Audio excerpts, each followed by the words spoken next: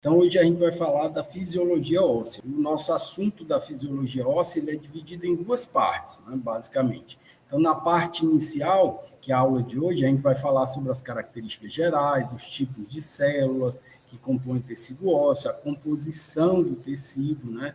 A gente sabe que o tecido ósseo é um tecido rígido, né, com grande grau de dureza, ou seja, ele é muito mineralizado e, portanto, ele tem uma composição que o deixa com essas características. Depois a gente vai falar do desenvolvimento e crescimento ósseo, sobre o processo de calcificação ou ossificação, são palavras sinônimas, a remodelagem óssea e reparo ósseo. E na parte 2, que a gente vai falar do metabolismo do cálcio-fósforo, cálcio e fosfato, a importância deles, e começar o assunto de hormônios, né, falando sobre a fisiologia hormonal ligada ao tecido ósseo, já que essas ações estão bem interligadas. Então, a gente vai falar dos principais hormônios que atuam no metabolismo do tecido ósseo, que é o paratormônio, que tem essa sigla, PTH, a vitamina D e a calcina. E aí a gente finaliza o nosso assunto da fisiologia óssea. Então vamos lá, vamos dar início a essa parte, características gerais do tecido ósseo. Então vamos fazer uma abordagem. Primeiro, como a fisiologia estuda a função,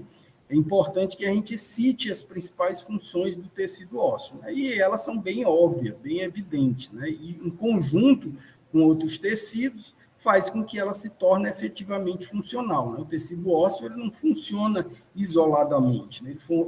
Ele funciona integrado com outros tecidos, como o tecido sanguíneo, o tecido muscular, portanto, ele dá suporte, né? Suporte, sustentação ao tecido muscular, para que promova a locomoção, né, a proteção, que é uma outra função. Então, o tecido ósseo, a gente viu, por exemplo, que ele protege o sistema nervoso central, né, o encéfalo, que está aqui protegido principalmente pelos ossos que compõem o crânio, e a porção mais primitiva do sistema nervoso central, que é a medula espinhal, né, está revestida pelas vértebras da coluna cervical, torácica, lombar e sacral, né, nas suas subdivisões.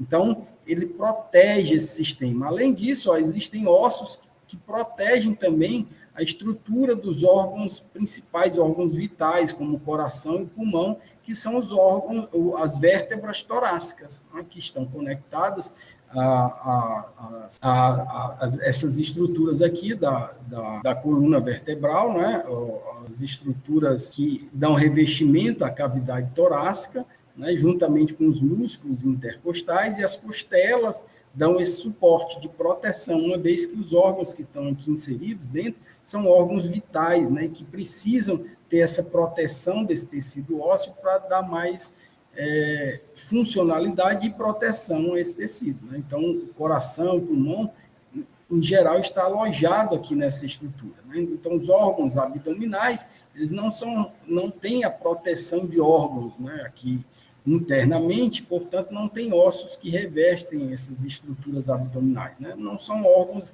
essencialmente vitais. Esses aqui são revestidos, uma vez que são órgãos vitais e funcionalmente ativos, né, como os do sistema nervoso central. Então, eles dão proteção, né? Então, aloja e protege a medula óssea, né? Também nos ossos longos e alguns ossos chatos tem a função de produzir sangue, né? Como a medula óssea. A medula óssea é uma estrutura interna do tecido ósseo, está presente nos ossos longos e em alguns ossos chatos também, que são locais especializados na hematopoiese, né, que é a produção do sangue. Isso vai ser mais detalhado lá na Fisiologia 2. E é a principal fonte de armazenamento de cálcio e fosfato do organismo. A gente vai ver que esses locais são os principais, junto com os dentes, né, que fazem parte aqui também desse outro tipo de tecido mais duro, rígido, né, são fontes essenciais para armazenar cálcio e fósforo, que são substâncias minerais importantíssimos para a atividade metabólica. A gente já viu diversas funções do cálcio, né, dentro das aulas passadas. Por exemplo, o cálcio é um íon importantíssimo na contração muscular. Se não houver cálcio, a contração muscular não ocorre adequadamente. Então, quando o organismo necessita de cálcio, ele vai buscar esse cálcio por uma carência que por acaso esteja havendo, né, ele vai buscar esse cálcio justamente nos locais de maior capacidade de armazenagem, que é no esqueleto, né, nos ossos que compõem o esqueleto. Vocês já devem ter visto na anatomia macroscópica, né, que ele é dividido basicamente em grupos, né, os grupos de ossos do esqueleto axial, né, e do esqueleto apendicular. Então, os ossos que compõem o esqueleto axial são crânio, coluna vertebral, nas suas diversas porções, né, a cervical, torácica, lombar e sacral, né, e as vértebras sacrais finais aqui, e as coxígeas, né, que são essas vértebras finais que compõem a cauda dos indivíduos. O esqueleto apendicular é formado por estruturas que compõem os membros superiores e inferiores, né, na verdade, como esses animais, a maioria dos animais que nós estudamos, eles assumem uma posição quadrupedal, né, nós não chamamos superiores e inferiores, né, isso é mais para os animais bípedes, né? Os animais bípedes nós chamamos membros superiores e inferiores. Anatomicamente, vocês devem ter aprendido com as professoras que esses membros são mais modernamente, mais corretamente chamados membros torácicos, né, e membros pélvicos, que são esses membros, esses ossos que compõem a estrutura dos membros anteriores, né, e posteriores, né, ou membros que estão à frente, que são os torácicos, e os que estão atrás, que são os pélvicos. Então, essa terminologia superior e inferior é mais quando o animal assume uma posição bípede, né? Os primatas, por exemplo, eles podem ter essa denominação, mas mais conhecido como torácico e pélvico. E alguns ossos também do esqueleto visceral, né? Onde você tem ossos como o presente em alguns indivíduos, né, como nos carnívoros, nos cães, né, tem o osso peniano, o ocioide, né, que é bem desenvolvido em alguns indivíduos, principalmente aqueles indivíduos que vocalizam bastante, né, tem uma grande capacidade de vocalização, alguns primatas isso está presente. Esse ocioide ele é bem desenvolvido e tem um certo grau de mineralização. Por isso, ele faz parte do esqueleto que nós chamamos de esqueleto visceral, né, uma vez que ele está presente, revestindo não necessariamente a musculatura esquelética, mas sim a musculatura visceral, que é essencialmente formada por músculo liso, como a gente já viu nas aulas anteriores, certo? Então, macroscopicamente, a classificação, né, a gente pode, de um osso longo, vocês já devem ter visto isso também na anatomia, que as extremidades dessas estruturas nós chamamos de epífises, né? Então, nos ossos longos, tendo ele como modelo, a gente tem as epífises, né, aqui na porção mais posterior, e na porção mais proximal e na porção mais distal, né, as epífises. A gente tem a metáfise, que é essa parte aqui de transição entre as epífises, e a parte maior do osso longo, né, que é que a gente chama de diáfise. Então, a diáfise, na verdade, ela é uma estrutura que compõe, né, o tecido ósseo, no caso do osso longo, né, a porção mais desenvolvida em termos de comprimento, né? As epífises são estruturas menos desenvolvidas em termos de comprimento, estão nas extremidades, e entre as epífises tem uma linha que a gente chama linha epifisária, que é por aqui que a gente vai ver que o osso efetivamente cresce e se desenvolve.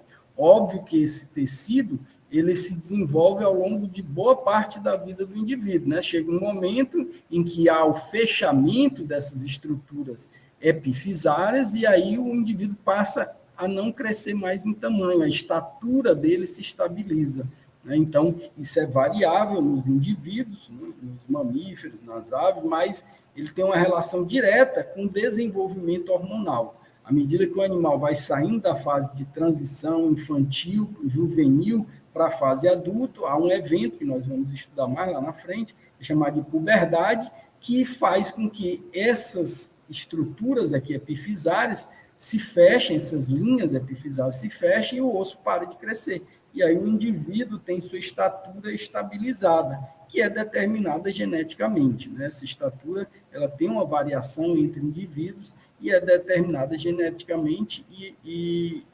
racialmente, né? Então, existem raças de porte maior, raças de porte médio, raças de porte pequeno. Então, você vê que os animais, né, têm grandes variedades de raças, principalmente os animais domésticos, gatos, cães, né, onde você vê variações grandes de tamanho.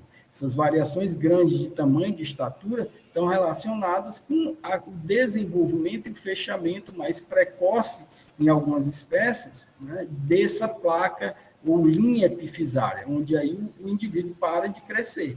Né, e ele parando de crescer, a estatura dele fica determinada e definida para o resto da vida, né, que é o que a gente chama de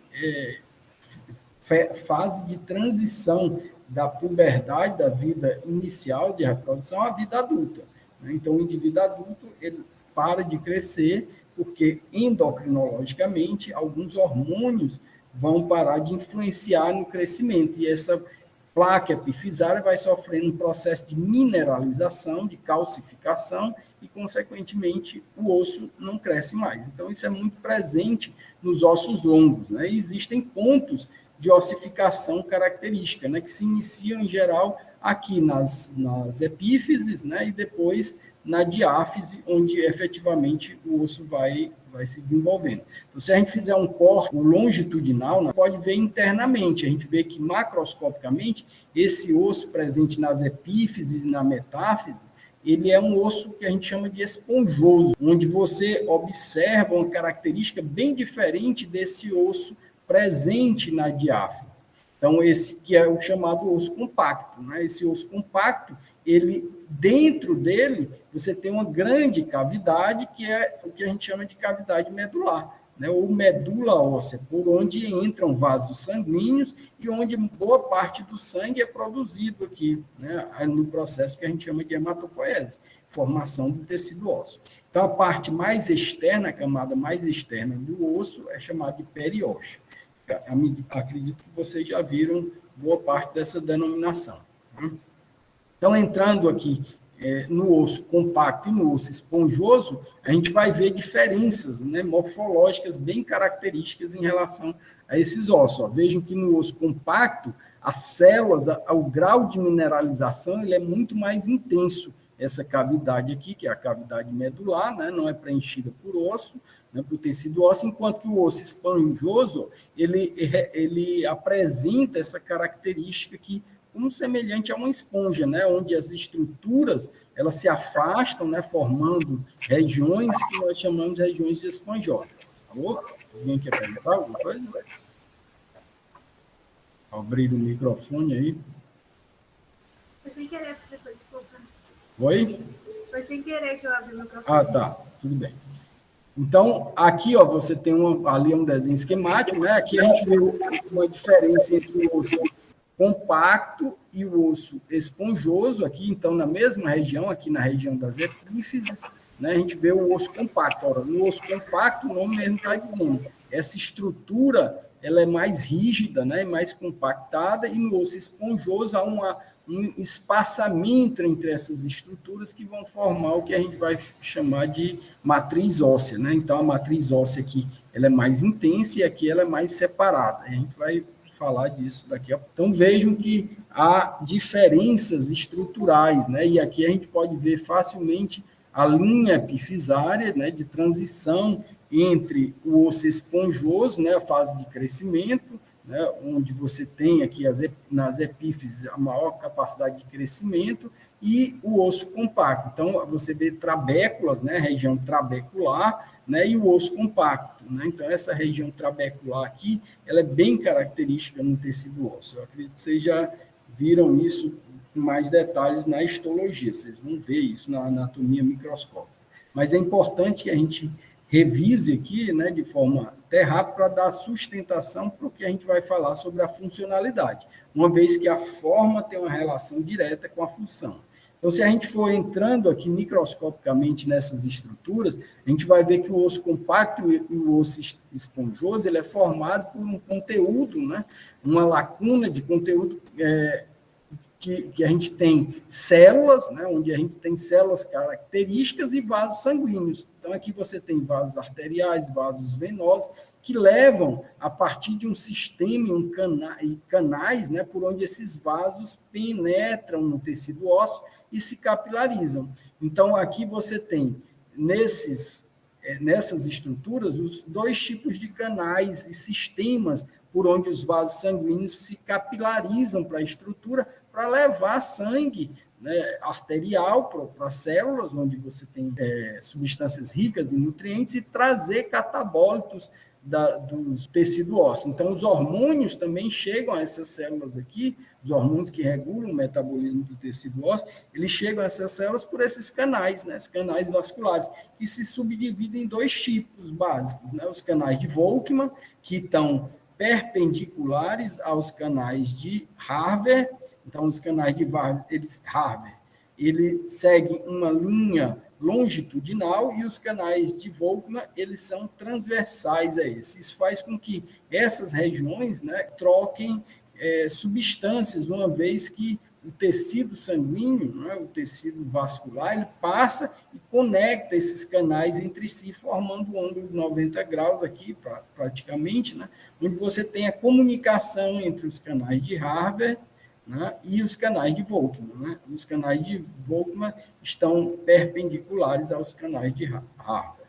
Então, é dessa forma que se organiza o tecido. Né? Então, o sangue chega através desse tecido rígido, né, compacto, né, principalmente no osso compacto e no osso esponjoso, através dessa grande quantidade de canais. E aqui, as trabéculas, né, por onde, na porção mais interna, ou seja, na porção medular, essas células sanguíneas são produzidas, que é onde você vai ter essa realização. Então, os canais de Harvey, localizados no centro dos sistemas de Harvey, é revestido por um endócio e contém vasos e nervos. Os nervos, os neurônios, eles chegam, esse conjunto de neurônios que formam os nervos também chegam. Os canais de Harvey ou ósseo formam um cilindro longo, né, formando de 4 a 20 lamelas concêntricas. Né, e os canais de Volkmann, eles são canais transversais ou oblíquos, que comunicam com os canais de Harvey, com a cavidade medular, com a superfície externa. Então, não apresenta lamelas concêntricas. Né? Então, esses canais aqui não estão evidentes quando você faz um corte transversal nessa estrutura. Né? Ele é visto principalmente, né, apenas os canais de Volkmann, né? os canais de Harvey, não os canais de Volkmann, né? Num corte longitudinal, uma vez que esses canais de Harvey estão aqui presentes nessas estruturas. Tá? Então, a nutrição do tecido ósseo é feita pelo vaso sanguíneo. Né? Então, aqui a gente tem artérias e arteríolas, né, entre a nutrição das epífises. Então, vejo que quanto maior a atividade metabólica dessas células que estão presentes aqui, maior é a vascularização. Se vocês forem ver, essas células presentes aqui, elas estão com alta atividade metabólica, porque elas estão bem próximas das zonas de crescimento, elas estão se reproduzindo, se multiplicando, principalmente à medida que você tem uma intensa multiplicação celular, que é na fase infantil e na fase juvenil, na fase de crescimento do tecido. Então, se essas células estão se multiplicando, as células que estão nas epífises, elas têm alta atividade metabólica, portanto, elas demandam muitos nutrientes. Se elas demandam muitos nutrientes, elas têm que ter um aporte sanguíneo muito maior do que as células que estão em baixa atividade metabólica, porque efetivamente estão se reproduzindo com menor intensidade. Então, vejam que nessas estruturas aqui, os vasos acabam se distanciando mais, né? Os vasos sanguíneos acabam se distanciando mais, e eles concentram-se nessa região, principalmente nas regiões epifisárias e principalmente nos momentos, né, onde você tem alta atividade metabólica, né, que é na fase de crescimento desses indivíduos, certo? Aqui a gente tem o periósteo, né? Se a gente for ver internamente, a gente vai ver que esse tecido é formado por membranas, né, de natureza conjuntiva, né, que revestem as superfícies internas e externas do tecido ósseo. Então, a função do periósteo, do endósteo, é a nutrição, a inervação e a osteogênese, que é a formação do tecido ósseo. Então, a função dessas estruturas aqui é justamente promover essa inervação e levar a nutrição através dos vasos sanguíneos, né? E, finalmente, produzir o tecido ósseo, as células que compõem o tecido ósseo. Então, internamente, a gente tem a medula óssea, que é a parte mais interna, e à medida que a gente vai se afastando da porção medular e chegando para a porção mais externa, né, a gente vai ter o osso compacto aqui, mais interno, né, a gente está vendo internamente na porção da diáfise do osso, o periósteo, principalmente, que aí é formado por uma camada de tecido ou membrana conjuntiva, né, que reveste a estrutura do osso compacto. Então, externamente, você tem o periósteo, por onde vão chegar os vasos sanguíneos, os neurônios, né, que compõem os nervos, e vão se capilarizar esses vasos sanguíneos na estrutura do osso compacto, formando aqueles canais que nós vimos no slide anterior. Né? Então, a função dessas estruturas é levar nutrientes, levar comunicação através da inervação e favorecer a osteogênese, ou seja, a formação do tecido ósseo, né, que é justamente a multiplicação das células, seja na diáfise, seja na porção mais proximal e distal, que são as epífises, certo?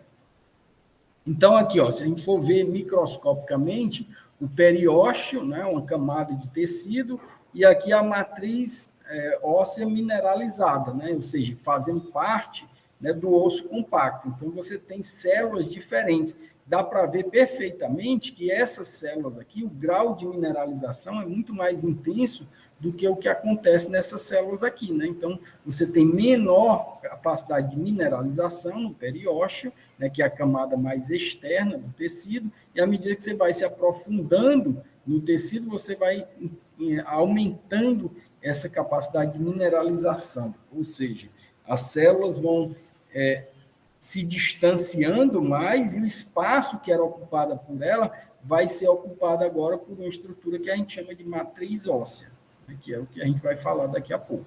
Então, é um tecido periósteo, é um tecido conjuntivo fibroso, vocês vão ver isso, se já não viram, né, na histologia, né, uma camada fibrosa externa, é uma camada celular interna ou osteogênica, né, que apresenta células progenitoras. Então, essas células aqui vão originar efetivamente as células que estão mais internas, né? E essas fibras de colágeno tipo 1, né, que vêm da matriz óssea e se inserem no periósteo, né, dando um maior grau de ligação entre o periósteo e o osso, né, propriamente dito, né? O tecido propriamente dito. Então, entendam o periósteo como uma estrutura onde você vai ter o início do processo de vascularização para penetrar no tecido mais rígido. Tá? Então, o endósteo é uma camada mais delgada e não possui duas camadas, né? Então, reveste o osso integralmente, possui a camada de células osteoprogenitoras. Então, o endósteo, indo de dentro, né, é a camada mais rígida, né? Então, vejo que aqui, ó, logo depois do periósteo, você tem essa camada de células que vai efetivamente produzir as células da estrutura interna, seja das epífises, seja da diáfise, né? Onde você vai tendo células que vão originar efetivamente o tecido ósseo, né, no seu grau diferente, no seu grau de diferenciação óssea. Então, aqui, ó, a gente vai ter os tipos de células que compõem o tecido ósseo. Se a gente for ver aqui, aí já é uma estrutura microscópica. Veja que eu estou passando rápido aqui, porque vocês vão ter isso com mais detalhes lá na histologia, né? Mas eu preciso caracterizar isso, essas células, esse tecido, a organização dele, para que vocês possam entender como é que ele funciona, né? Então, aqui eu estou dando uma abordagem bem superficial dessa caracterização anatômica, microscópica e macroscópica, e isso depois vai ser aprofundado nas outras disciplinas que vocês estão vendo, junto com a disciplina de fisiologia.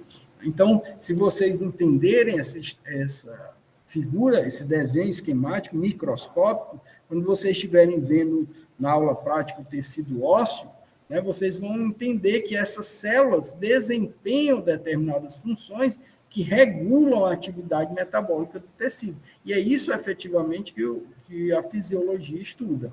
Então, se a gente for ver aqui, ó, aqui você tem vasos sanguíneos, então isso aqui é um vaso sanguíneo, dentro dele é formado por uma camada endotelial. Lembrem que esses vasos sanguíneos, eles passam naqueles canais que nós vimos mais um aumento menor nos slides anteriores, né? Os vasos que compõem os canais de Harvey e os canais de Volkmann, né? Que passam para aquelas estruturas e vão levar as células sanguíneas que estão dentro dos vasos. O plasma, né? O sangue, efetivamente, formado pelo plasma e pelas células sanguíneas, que vão levar nutrientes, vão levar os hormônios para todas essas células aqui realizarem suas atividades metabólicas. Em contrapartida, né, essas células também realizam, ao realizar a atividade metabólica, elas produzem catabólitos do metabolismo delas, e esses catabólitos também são jogados nos vasos sanguíneos. Então, tanto os anabólitos, os nutrientes, né, como o oxigênio, como os hormônios, como nutrientes, né, minerais, saem do vaso sanguíneo e vão para o tecido ósseo e são metabolizados, e a partir dessa metabolização ocorrem reações químicas. Como produto dessas reações químicas, você tem a fase de catabolismo do tecido, né? E esses catabólitos são jogados de volta no vaso sanguíneo para serem eliminados do organismo. Então, como exemplo de catabólitos do metabolismo dessas células, aqui a gente tem o CO2, né, o dióxido de carbono, que é um produto do catabolismo celular, né? Outras substâncias, né, também são produzidas aqui e devem retornar ao sangue para serem eliminadas do organismo. Né?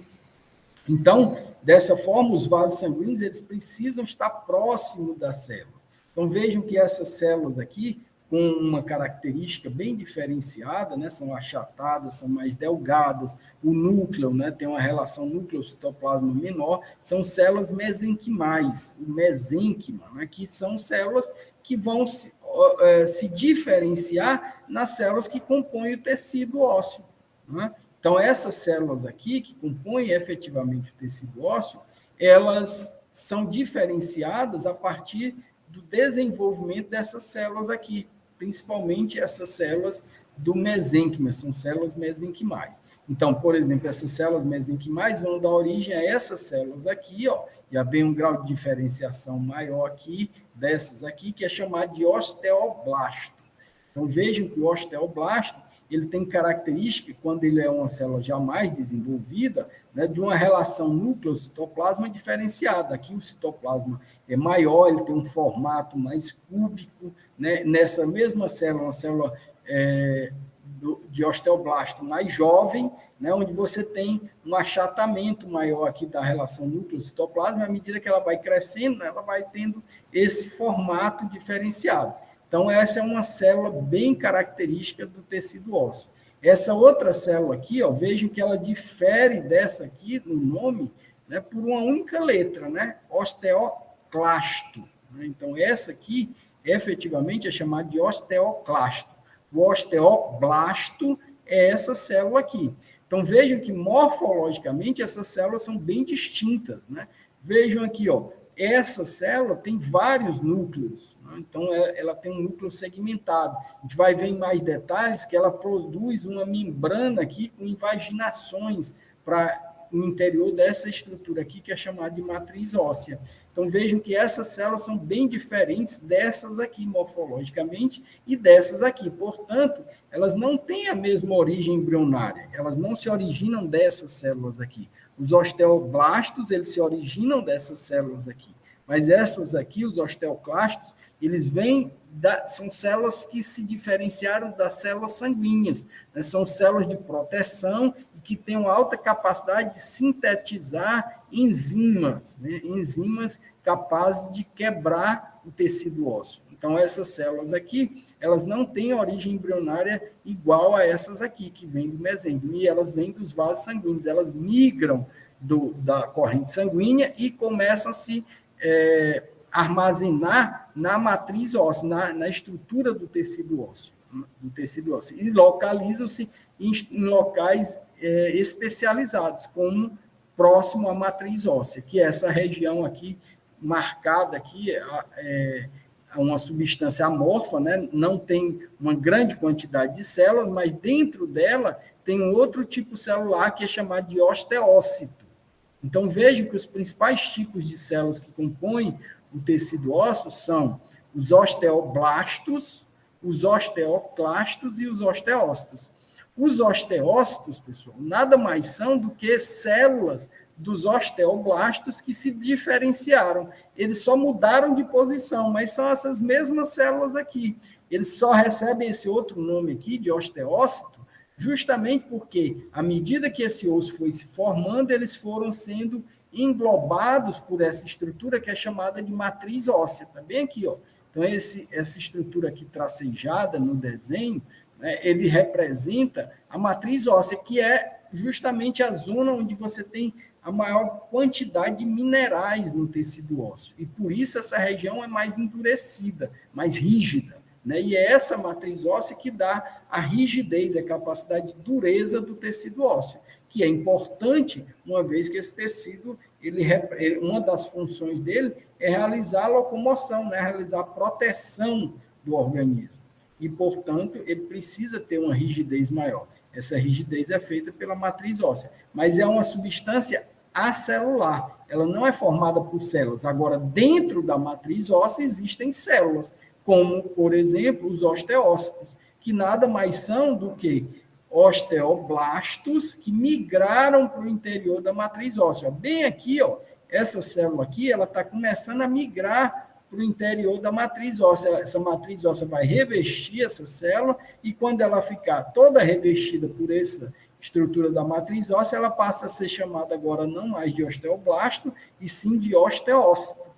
E aí você tem a principal diferença entre essas células. Então, os osteócitos nada mais são do que osteoblastos que estão revestidos, né? Ou seja, eles ficaram isolados dentro da matriz óssea. Mas, na verdade, esse isolamento ele não é completo.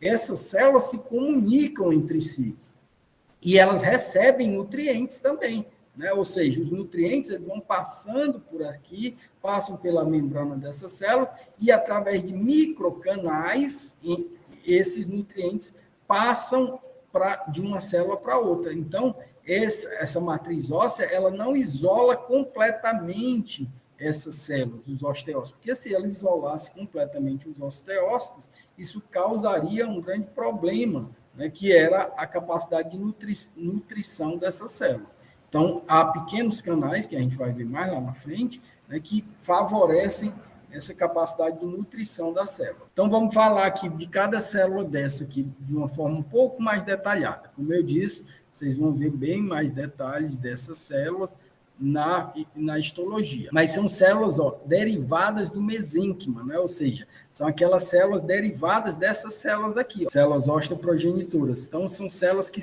têm alta capacidade de diferenciar, né, de se transformar em outros tipos celulares. São células, portanto, osteogênicas, né? Ou seja, são células osteoprogenitoras, que são aquelas células que dão a capacidade de formar outros tipos celulares. Então, a gente viu que essas células mesenquimais, elas dão origem a células como os osteoblastos e, por sua vez, os osteoblastos vão se diferenciar em osteócitos. Então, vejam que ela passa por diferentes tipos e formas à medida que o tecido ósseo está se desenvolvendo. E ainda assim, quando há, por exemplo, uma fratura, essas células voltam a sintetizar novas células para que a fratura se recomponha. A gente vai falar disso mais na frente, né? Então, essas células são células-tronco, que dão a capacidade de regeneração do tecido. Então, se não houvessem essas células no tecido ósseo, era impossível, quando ele se quebrasse ou fraturasse, né, que é nada mais do que a quebra do tecido, não haveria possibilidade de recomposição se não houvesse essas células. Então, elas estão em atividade durante toda a vida do indivíduo. Óbvio que o indivíduo mais idoso, né, ele tem uma produção menos intensa, a atividade metabólica dessas células vai diminuindo e por isso os indivíduos idosos, né, os animais idosos, eles têm mais dificuldade ou demoram mais a se recuperar de uma fratura. Né? Esse processo é mais lento do que num animal mais jovem. Um animal jovem, em fase de crescimento, quando ele fratura, ele tem uma fratura, quebra do tecido, rapidamente ele consegue recuperar, porque essas células ainda estão em plena atividade metabólica, né? Elas estão se multiplicando intensamente, até mesmo para formar, até concluir a formação do tecido. No indivíduo adulto, essa atividade já vai diminuindo, e no indivíduo idoso, essa atividade diminui intensamente. Então, essa proliferação vai diminuindo à medida que a gente tem a relação com a idade. Tá? Isso é importante, imagino que vocês já viram isso. Então, vamos falar dos osteoblastos. Então, são células de aspecto cuboide, né, com poucos prolongamentos. Vejam que aqui, você tem um núcleo grande, um citoplasma grande, né, núcleo grande aqui, citoplasma grande, esses são os osteoblastos, né? A característica dessa célula é uma célula secretora, então, portanto, ela tem muitas organelas, como o retículo endoplasmático rugoso, né, porque ela produz substância, sintetiza substância e secreta essas substâncias. Então, elas sintetizam a matriz óssea orgânica, né, no osteoide e formam, participam no processo de calcificação ou ossificação ou mineralização do tecido ósseo. Né? Então, a altura de acordo com a atividade metabólica. Né? Então, a altura dela varia de acordo com a atividade. Células menores têm uma atividade metabólica menor, células maiores têm uma atividade metabólica maior, certo? Aí você tem aqui esse outro tipo de célula, que são os osteócitos. Né? Os osteócitos, eu falei para vocês, que eles, na verdade, eles são osteoblastos aprisionados dentro da matriz óssea. Então, olha aqui, aqui é um osteoblasto, e essa célula, à medida que ele foi sendo aprisionada, ela foi sendo revestida pela matriz óssea, que é essa substância aqui, né, que é acelular e é rica em minerais. Então, ela vai se isolando, entre aspas, né, porque ela não se isola completamente, e vai recebendo uma outra denominação, né, de osteócito. Aí a forma dela modifica. Né? Então, ela passa a ficar agora uma célula com formato difuso, né, uma célula fusiforme, presença de prolongamento citoplasmático que propiciam a comunicação e a nutrição. Então, vejam que essas células, em detalhe, ela fica mais achatada dorso-ventralmente, o núcleo dela também fica mais alongado. Se vocês lembrarem dos osteoblastos, olha como é a forma do osteoblasto. O núcleo é mais arredondado, o citoplasma é mais desenvolvido, né? E essa altura dela varia com a atividade metabólica. À medida que essas células vão sendo revestidas, bem aqui está um osteoblasto entrando na matriz óssea. Consequentemente, ele vai mudando a sua forma e a sua funcionalidade também vai se alterando. Né? Então, mas é a mesma célula, só que agora ela está revestida pela matriz óssea, portanto, ela mudou a forma, mudou a função com que ela desempenha, a principal função que ela desempenha, né? E ela apresenta um formato bem característico. Esses prolongamentos vão crescendo, né, e vão se ramificando para fazer com que essa célula se comunique com a outra que esteja mais interna ou com a outra que esteja mais externa. Então, esses prolongamentos são rodeados por estruturas da matriz óssea, mas que acabam, em determinados pontos, promovendo a comunicação. Dessa forma, os vasos sanguíneos conseguem mandar nutrientes para elas, para o interior da matriz, que é altamente mineralizada. Então, ela é responsável pela manutenção da matriz óssea, a principal função dessa estrutura, porque ela vai ajudando também a sintetizar, e à medida que a matriz óssea vai sendo mobilizada, quebrada, essa célula também ajuda a recompor a estrutura da matriz óssea. Os osteoclastos, que são aquelas outras células maiores, vejam que elas são bem diferenciadas, elas têm núcleos bem segmentados, então tem vários núcleos essas células, portanto, elas têm uma origem completamente diferente dos osteócitos e dos osteoblastos. São células que têm em torno de 6 a 50 núcleos, né? Dependendo da atividade metabólica que essa célula está realizando, ela pode ter uma segmentação intensa do núcleo, né? E essa segmentação intensa do núcleo favorece a capacidade funcional dela de sintetizar várias substâncias ao mesmo tempo, para que a função dela seja otimizada. Então, elas são derivadas de monócitos, né, da fusão de monócitos, e isso significa que essas células elas têm uma origem sanguínea. Os monócitos são células de defesa do sangue, né, que saem dos vasos sanguíneos e vão começar a sobreviver, essas células, dentro do tecido ósseo, ou seja, fora efetivamente dos vasos sanguíneos. Então, são responsáveis pela reabsorção e remodelagem óssea, a gente vai já entender isso aí. Elas possuem o que a gente chama de lacunas de Hall-Ship, que são essas estruturas aqui, uma invaginação da sua membrana celular, e essa invaginação da membrana celular potencializa a capacidade secretória dessas células. Então, se ela secreta substâncias aqui, essa membrana que ela apresenta aqui, que está em contato direto com a matriz óssea, ela favorece uma maior atividade dessa célula, uma vez que ela tem invaginações, que são chamadas lacunas de Hall-Ship, né, que são locais de contato entre o osteoclasto e a matriz óssea, né, formando depressões.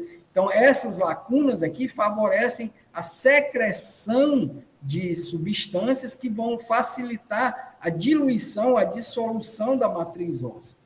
Uma vez que a matriz óssea é desfeita, né, ela pode, os seus minerais que compõem a matriz óssea, eles facilitam o carreamento pela corrente sanguínea. Eles são jogados na corrente sanguínea e podem regular a atividade. Então, a atividade dessas células é regulada por hormônios, como a gente vai ver na aula que vem. Na próxima aula, a gente vai ver como essas células, os osteoclastos e os osteócitos e osteoblastos, são regulados pela ação hormonal. Tá? Isso vai ficar para a próxima aula.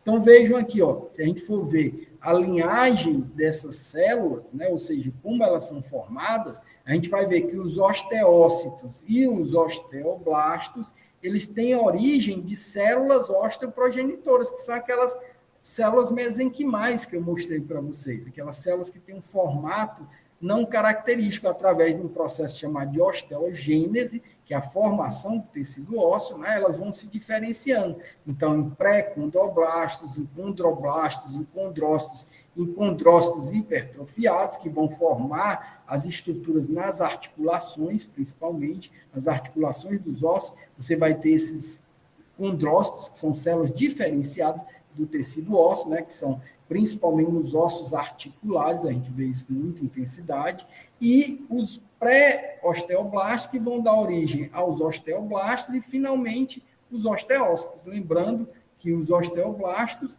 eles, quando são revestidos pela matriz óssea, eles agora passam a denominação de osteócitos. E lembrem que não é só o fato deles serem englobados pela matriz óssea, né? É também o fato deles se diferenciar morfologicamente, mas são células que têm a mesma origem embrionária. É importante que a gente entenda que essas diferenças embrionárias, de origem embrionária, dão a localização, estão relacionadas com a localização dessas células no tecido, né, e também a função dessas células no tecido. Então, se as células têm a mesma origem embrionária, elas têm funcionalidades semelhantes. Então, quando as células têm um distanciamento embriológico, né, em relação à sua formação, ela significa também que elas têm uma funcionalidade também distante, né, mesmo fazendo parte do mesmo tecido. E é isso que vocês precisam entender para entender a função, né? Compreender para entender a função. Então, vejam aqui, os osteoclastos, eles têm origem de células progenitoras, como os monócitos, né, ou células progenitoras dos osteoclastos, né, que vão dar origem aos pré-osteoclastos, os monócitos e macrófagos, e, finalmente, essas células aqui, que são efetivamente as células que estão localizadas na periferia da matriz óssea e próximo também dos osteoblastos. Então, se vocês lembrarem da figura anterior, né, dessa aqui, os osteócitos estão mais distantes dos osteoblastos, né, e os osteoclastos estão mais próximos, vizinho aos osteoclastos, né, você tem osteoblastos. À medida que esses osteoblastos migram para o interior da matriz, eles vão ser denominados de osteócitos e eles se distanciam dos osteoclastos. Então, vejam, pessoal, aqui a matriz óssea relacionada às suas porções, né? Como elas são divididas, né? Então, a matriz óssea é aquela região que eu acabei de falar, que os osteócitos estão inseridos. E na periferia da matriz óssea, a gente tem os osteoclastos e os osteoblastos. Né? No interior da matriz óssea, você tem os osteócitos. Então, a matriz óssea, ela não é formada essencialmente por células. Elas possuem fibras de colágeno, né? E 50% dela é dessa parte orgânica, né? Dessa célula, colágeno tipo 1, compõe 95% dessas células. Né? A substância fundamental, 5%. Né? Você tem também glicosaminoglicanos, que são outros tipos de substâncias, proteoglicanos e glicoproteínas. Então, todas essas substâncias, elas vão sofrer um processo que a gente chama de cristalização por ação dessas células, né? E essa cristalização vai formar cristais, que também é chamado de mineralização. Esses cristais vão dar origem, à medida que você tem uma diminuição da quantidade de água no tecido, né, você vai tendo uma rigidez maior do tecido. Então, os cristais, que são chamados cristais de hidroxiapatita, eles vão estar presentes em grande concentração na matriz óssea. E aí, ao redor dessa matriz óssea, você tem células mesenquimais, osteoblastos, né, e, finalmente, os osteócitos estão dentro da matriz óssea, certo? Então, a parte inorgânica dessa matriz óssea ou matriz extracelular, né, que também é sinônimo de matriz óssea, a gente tem compondo os outros 50%. É formado por cálcio, sob a forma de cristais, que são esses cristais aqui de hidroxiapatita, bicarbonato, magnésio, potássio, sódio e citrato em pequena quantidade. Então, vejam que a matriz óssea ela é formada por uma parte orgânica, 50% dela, e uma parte inorgânica ou mineral, né, que compõe os outros 50% dela. Então, o conjunto de todas essas estruturas vão formar a matriz óssea.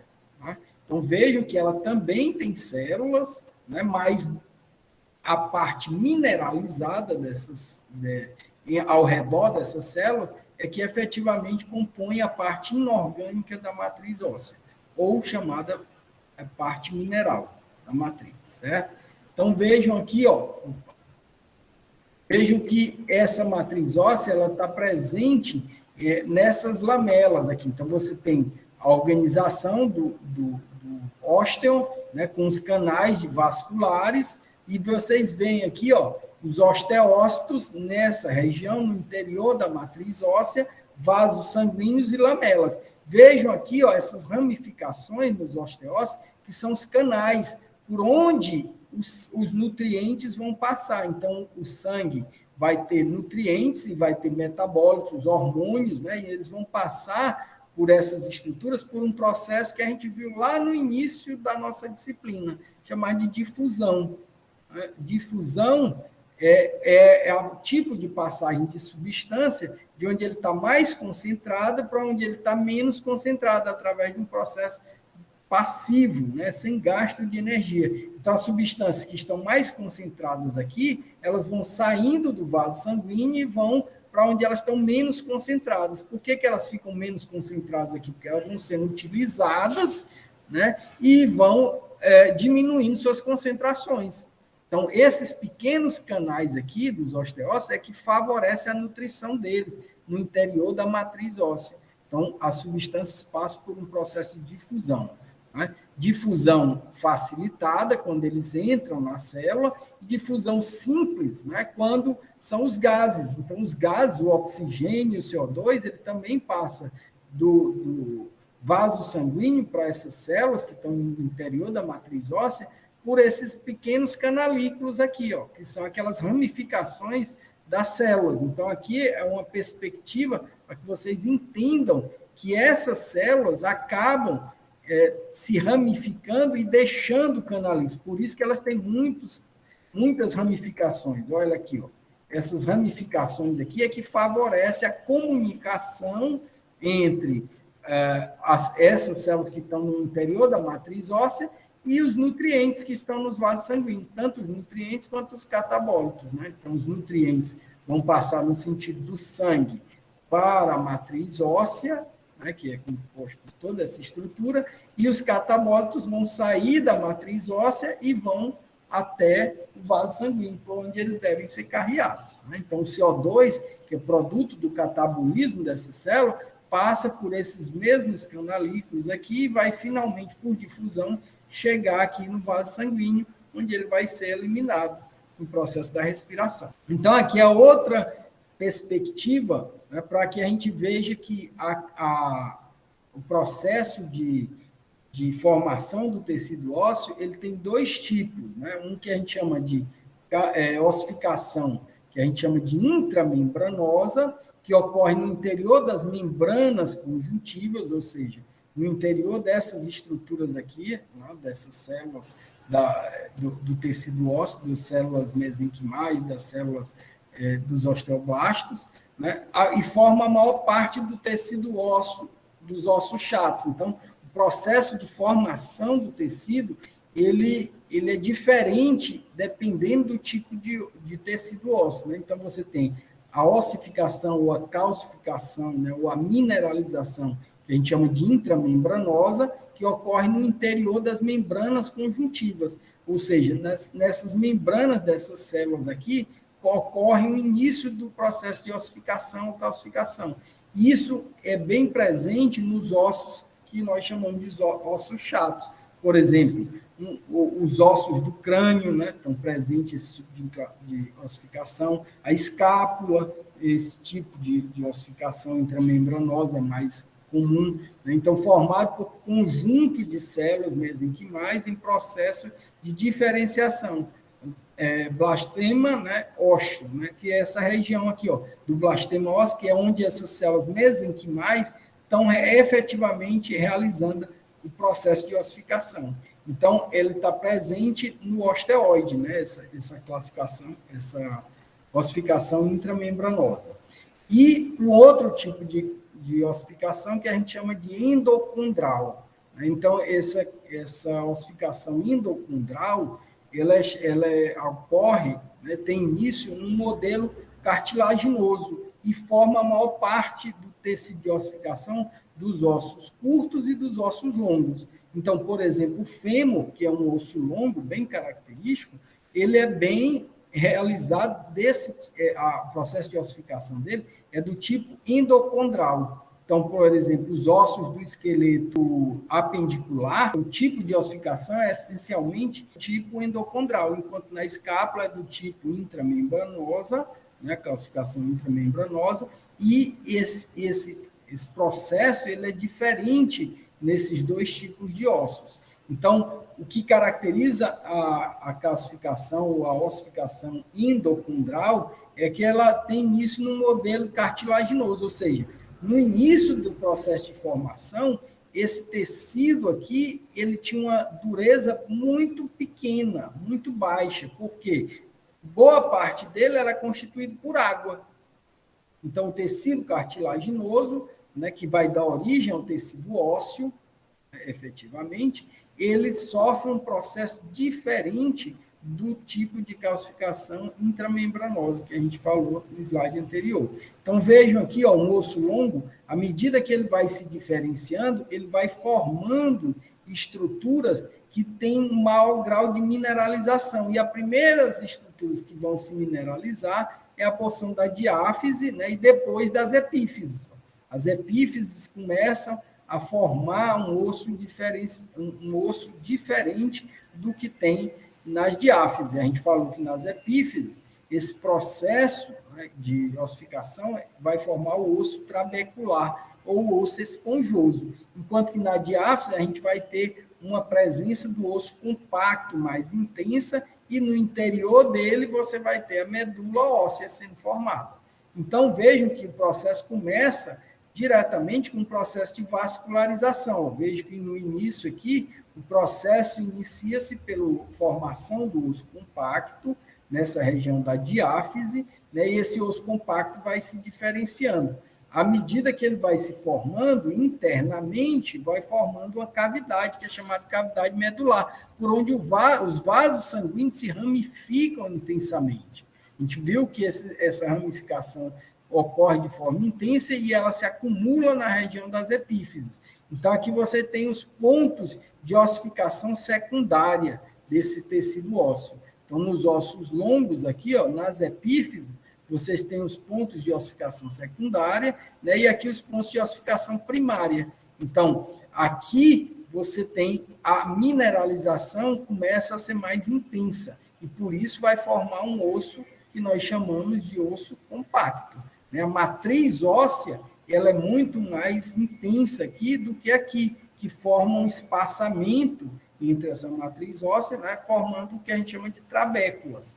Trabéculas ósseas, nas regiões tanto proximais quanto nas regiões distais do tecido ósseo, certo?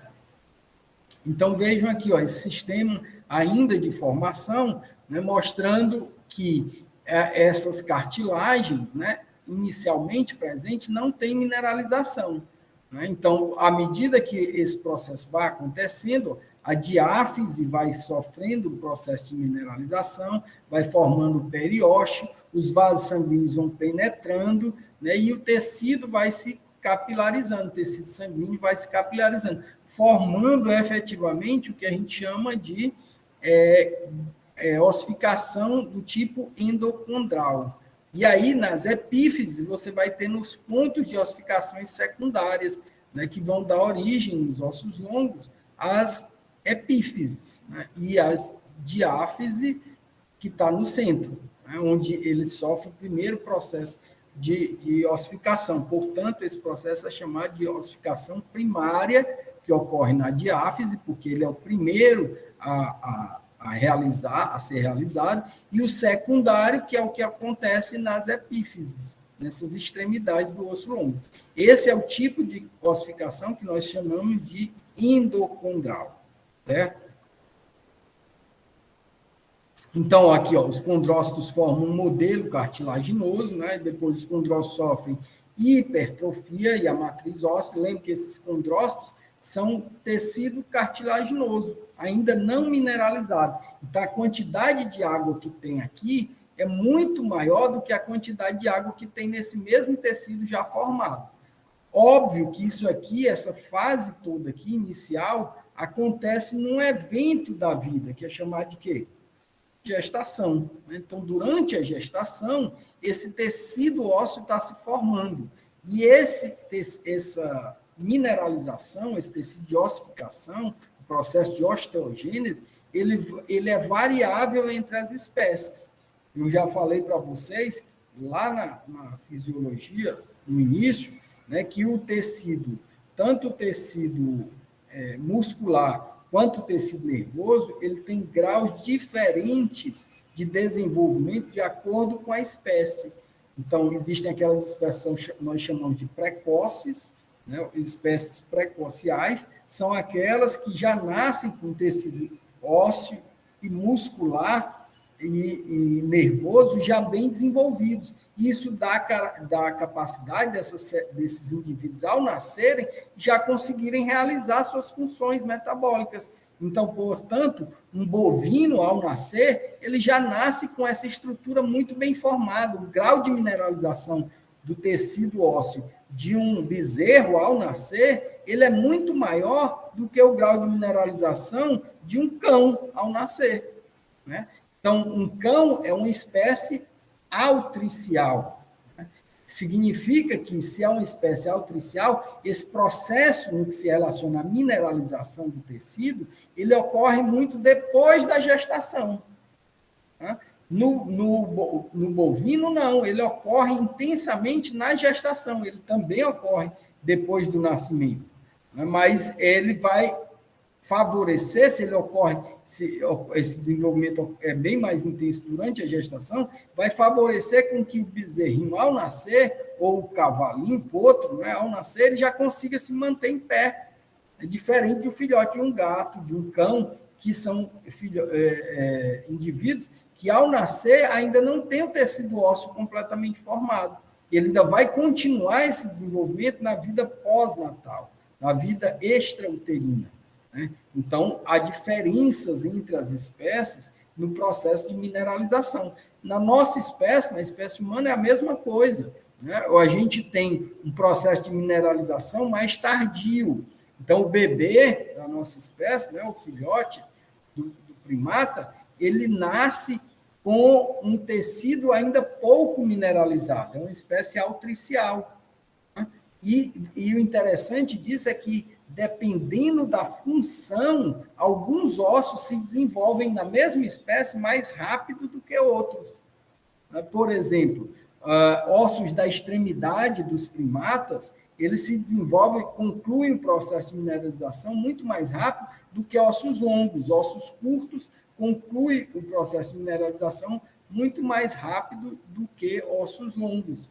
Isso significa que isso dá habilidade do indivíduo segurar mais rapidamente. Então, se você pegar na mão de um bebê recém-nascido, ele já consegue segurar o seu dedo, né? A mãozinha pequena dele, ele já consegue, não com, óbvio, com tanta destreza que isso vai se desenvolver, mas ele já consegue realizar essa função de segurar, mostrando que esse tecido, alguns ossos desse tecido se mineralizam ainda precocemente, ainda durante a gestação.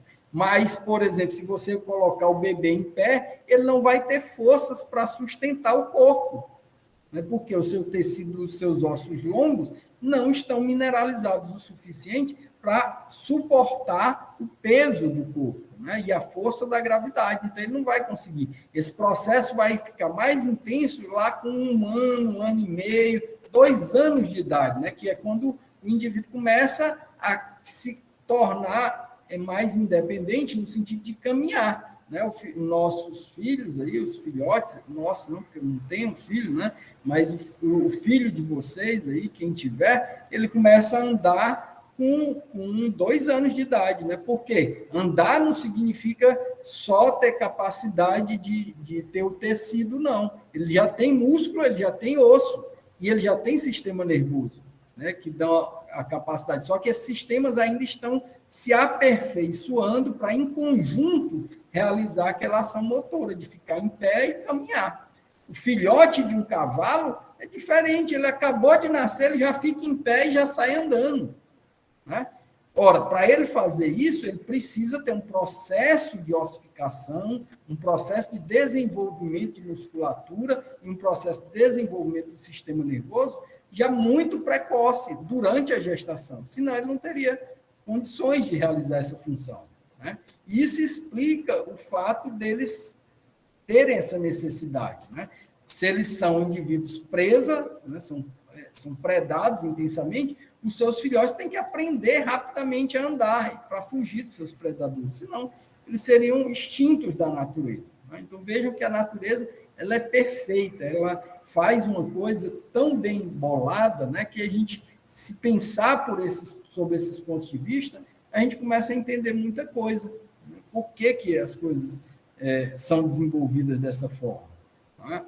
Então, é bem interessante vocês começarem a pensar nisso. Então, uma terceira etapa aqui desse processo é a passagem dos vasos sanguíneos. A gente está aqui, ó. Então, os vasos sanguíneos invadem a matriz e a cartilagem calcificadas a partir do periósteo, né? Nessa terceira fase aqui, ó. Depois, aí a gente tem as células osteoprogenitoras, acompanham os vasos sanguíneos, originam os osteoblastos, né, que vão formar essas estruturas aqui, né, que chegam e carregam a superfície das espículas de cartilagem calcificada e começa a haver o depósito da matriz óssea. Então, a matriz óssea começa a se formar aqui, ó, nesse tecido, né? No tecido 4 aqui, ó, você tem a matriz óssea se formando e os pontos de ossificação secundária nas epífises aqui. né? E, finalmente, ó, na etapa 5, que é essa etapa aqui, ó, um segundo centro de ossificação começa a desenvolver dentro da epífise, né, à medida que os vasos sanguíneos invadem a área dos condrócitos hipertrofiados na cartilagem calcificada. Esse segundo centro de ossificação aqui, ó, intenso, né? Essa passagem de desenvolvimento dessas estruturas nas epífises, ela só vai ser finalizada quando o indivíduo passa da puberdade, né, que é a fase de transição da vida infantil, juvenil, para a vida adulta. Então, os hormônios que influenciavam nesse crescimento do tecido ósseo aqui, eles vão começar a gradativamente diminuir intensamente. Um hormônio que tem uma função bem característica nessa atividade do desenvolvimento, principalmente dos ossos longos, é o hormônio do crescimento. O hormônio do crescimento favorece a multiplicação dessas células epifisárias aqui, e a multiplicação dessas células epifisárias aqui efetivamente promove o crescimento dessa estrutura óssea. Certo? Então, a ossificação primária, né, da cartilagem prossegue nos centros de ossificação epifisária e diafisária. Então, quando o indivíduo nasce, né, em determinados graus, de acordo com o animal, ele já está bem desenvolvido, e em outros ele ainda não está completamente desenvolvido. Então, há processos mais rápidos e há processos mais tardios de finalização da ossificação, certo? Como eu expliquei para vocês em relação aos animais altriciais e os animais precociais. Os precociais são aqueles que finalizam mais precocemente o processo de mineralização, e enquanto que os altriciais, esse processo de mineralização perdura por mais tempo após o nascimento, certo? Então, aqui a mesma imagem naquela sequência, né, mostrando esse desenvolvimento endocondral do tecido ósseo. Né? Então, numa perspectiva longitudinal, interna, né, vendo as ramificações, os pontos de ossificação secundários, pontos de ossificação primária, aqui, a produção da medula óssea, né, aqui já bem presente, aqui produzindo células sanguíneas, e a vascularização nas epífises, né, bem intensa, uma vez que essa região é formada por grande quantidade de vasos sanguíneos devido à alta atividade metabólica dessas células, que estão se reproduzindo intensamente.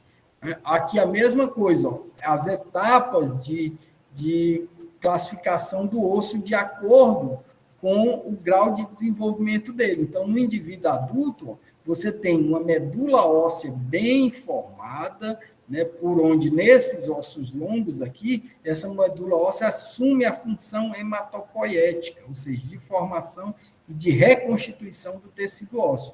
Então, quando o indivíduo perde sangue, por algum motivo, a medula óssea compõe e forma novas células sanguíneas para recompor esse sangue. Então, a medula óssea está constantemente produzindo sangue, né? E ela é muito intensa no indivíduo adulto. Né? À medida que você tem um indivíduo adulto, o espaço para a formação da medula óssea é intenso. Então, aqui nos indivíduos mais jovens, durante o crescimento e ainda durante a fase embrionária e fetal, você não tem medula óssea formada. Né? A medula óssea começa a se formar aqui. Esses 18 meses aqui é na espécie humana, né, como exemplo, mas essas datas aqui são variáveis de acordo com o indivíduo, né, porque o exemplo aqui é na espécie humana, mas nos animais há uma diferença de acordo com a capacidade de precocialidade ou altricialidade da espécie. Certo? Então, o que é certo é que esses mamíferos ainda, numa fase juvenil, né, numa fase ainda infantil, a medula óssea não é intensa, não está presente. Consequentemente, quem produz células sanguíneas são outros órgãos, né, hematopoéticos, né, o fígado e o baço, principalmente. Né, o fígado, principalmente. Por isso que o fígado do feto e do embrião é bem desenvolvido, né, que ele assume essa função. À medida, depois que o indivíduo nasce, a medula óssea vai se desenvolvendo e, a partir daí, ela vai assumindo a capacidade de síntese de células sanguíneas, né, muito intensas. Tá? Muito intensas. Aqui, a gente vai ver o crescimento agora da medula óssea. Né? Então, vejam que a medula óssea cresceu, se desenvolveu, e fora a medula óssea a gente tem a zona de crescimento. Então, esse crescimento ele é longitudinal nos ossos longos, né? Esse é o padrão de crescimento dos ossos longos, porque existe uma zona, né, de proliferação que é bem intensa nessa região aqui. Então, aqui a gente tem a epífise e aqui a gente tem a diáfise do osso, né? Então, essa zona aqui é a zona de efetiva capacidade de multiplicação celular. Então, as células ósseas aqui, todas aquelas células que eu falei para vocês, que vão dar origem aos osteoblastos, aos osteócitos, que são as principais células que compõem esse tecido, e aos osteoclastos, né, estão sendo multiplicadas, as células mesenquimais aqui, estão se multiplicando intensamente. À medida que elas estão se multiplicando, esse osso cresce, principalmente o osso longo, né, no sentido longitudinal do seu eixo. Então, ele cresce nas regiões epifisárias, principalmente, nas zonas de crescimento epifisário. Então, você tem aqui uma zona de repouso internamente, uma zona de intensa proliferação celular, e aqui você vai tendo a fase de transição da zona epifisária, da metáfise e principalmente da diáfise, onde você tem uma proliferação mais intensa dessas células nessas zonas epifisárias aqui. Então, quando o indivíduo cresceu as suas epífises, quando ele vai parar o seu crescimento longitudinal, ele acaba sofrendo um processo de mineralização dessa zona aqui, dessa zona epifisária. E, portanto, ela vai perdendo a capacidade de se alongar, esse osso vai perdendo a capacidade de se alongar. Quando é que isso acontece? Num evento que caracteriza a transição da fase juvenil para a fase adulta, que é chamada de puberdade. Então, durante a puberdade, há uma tendência de fechamento dessa placa epifisária de crescimento. Consequentemente, o indivíduo para de crescer, certo? Tem relação direta com isso. Estão ouvindo? Eu, professor, tenho uma dúvida. Não. Pode falar. O senhor disse, então, que os ossos do nosso corpo, fêmur, rádio, tíbia, então produzem medula óssea, né? Mas quando... Nem todos. Nem todos. Nem todos, principalmente os ossos longos, né? Os ossos longos, fêmur, e alguns ossos chatos também, né? Então, por exemplo, os ossos da bacia, do ilho e isquio púbico também produzem medula óssea, né? Tem a capacidade de síntese de células sanguíneas. Então a retirada então, da medula para transplante, então, são da coluna... Não, da coluna não, é bem comum, né, fazer a retirada dos ossos do ilho, né, das asas do ilho, e também pode ser retirado do fêmur também, mas o local mais próximo, mais fácil, né, são as asas do ilho. Então, pode ser retirada dali, da bacia, dos ossos da bacia. Ok, entendi, professor, obrigado. Nada. Então, dentro dessa característica de crescimento, né, a gente tem que esse crescimento em diâmetro, né, também acontece. Então, ocorre um crescimento longitudinal nas extremidades e o diâmetro do osso também vai crescendo, né? Porque o diâmetro vai dar capacidade de sustentação do tecido ósseo. Então, óbvio que um osso, quanto maior o diâmetro desse osso, maior a capacidade dele sustentar um peso maior. Então, onde é que você tem ossos que têm diâmetros maiores? No esqueleto dos ossos axial, dos ossos dos membros pélvicos ou dos membros torácicos? O que é que vocês acham? Nos pélvicos. Os membros pélvicos, né? Porque os pélvicos eles têm uma maior capacidade de sustentar um peso maior. Então, muitos órgãos abdominais, né, o eixo de sustentação é no membro pélvico. Basicamente, você tem a caixa torácica para sustentar os membros torácicos. né? Então, coração e pulmão, enquanto que boa parte do peso que vai estar no estômago, no intestino, né, no fígado, no baço, nos órgãos reprodutivos, todos os órgãos internos do abdômen, fora a musculatura, que é mais intensa, ela vai ter sustentação nos ossos dos membros pélvicos.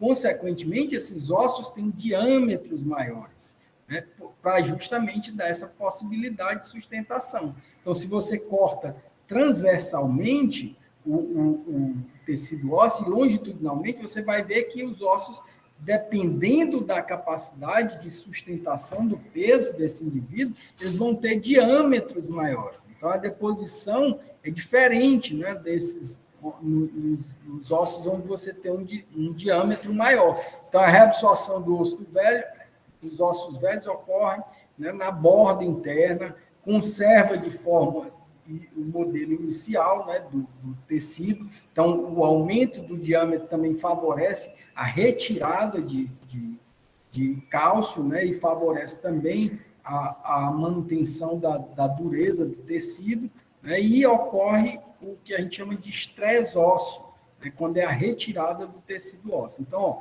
os pontos de retirada de minerais do tecido ósseo ocorrem principalmente na diáfise, né, onde você tem um diâmetro maior que favorece a retirada dessa substância. A gente vai ver daqui a pouco por que é importante isso, né? Então, nesse sentido, a gente precisa entender que o osso primário, né, o osso em formação, que a gente também chama de imaturo, ele apresenta uma grande quantidade de água, né? Essencialmente, ele tem muita água. Então, ele apresenta fibras de colágeno sem organização definida, né? Então, uma menor quantidade de minerais, portanto, se tem menos minerais, ele tem grande quantidade de água, maior quantidade de osteócitos quando comparado à matriz óssea. Então, esse osso imaturo é bem diferente do osso secundário ou maturo. Olha que grau de organização como é diferente dessas estruturas. Então, esse osso aqui, microscopicamente, já dá para perceber, só olhando ele, que ele tem uma capacidade de resistência muito menor do que esse osso aqui, né? Olha como eles se organizam na forma de osteoide, né, aqui presente, aqui os canais que passam levando os vasos sanguíneos e se capilarizam, e aqui no interior desse osteoide a gente tem a matriz óssea, onde a gente tem os osteócitos, os osteoclastos e os osteoblastos internamente. Então, cada osteoide desse aqui, ele está organizado de uma forma bem característica, né, que é o que a gente observa no indivíduo adulto, microscopicamente. Então, dá para diferenciar, se eu fizer um corte histológico de um osso em formação, de um feto, ou de um indivíduo recém-nascido, ou de um indivíduo na fase infantil, eu vou perceber graus diferentes de organização. Então, no osso imaturo, essa organização ainda não está bem definida. Agora, no osso maduro, né, ou no osso secundário, que é aquele que já se organizou, né, você tem fibras de colágeno organizadas e lamelas concentram em torno dos sistemas de Harvey, que são esse sistema aqui, onde no interior você tem os canais por onde vão passar os vasos sanguíneos e toda aquela estrutura que eu acabei de mostrar para vocês. Então, vejam que esse processo ele é gradativo, né? Então, o indivíduo ele vai gradativamente, desde a fase embrionária, passando para a fase fetal, e após o nascimento, organizando esse tecido ósseo. Lembrando que, em algumas espécies, essa organização é mais rápida do que em outras espécies. E isso dá a possibilidade deles desempenharem sua função, que é a locomoção, mais precocemente do que outras. Então, vamos entender essas etapas do mecanismo que a gente chama de calcificação ou ossificação. Então, entendo que a mineralização, calcificação ou ossificação são sinônimos. Eles designam a formação do osso, do tecido ósseo, a osteogênese. Então, o que caracteriza a osteogênese? Ela é dividida em 3 etapas, né? 3 etapas básicas. Óbvio que a primeira etapa eu já sintetizei para vocês aí na figura anterior, né? Na primeira etapa, ainda está tudo desorganizado, esse tecido não se organizou ainda. Por quê? Você tem monômeros de colágeno ainda não totalmente definidos, né? Eles estão com a forma variável, isso também é variável de acordo com o osso, é como se ele estivesse sendo moldado, né? O tecido ósseo, ele precisa ser moldado, e por isso que esse molde origina ossos de diferentes tipos, né? Classicamente, a gente classifica em 2 tipos, né? Os ossos longos e os ossos chatos, né? Onde os ossos longos, eles se caracterizam por ter um diâmetro, né, característico e ter um comprimento característico.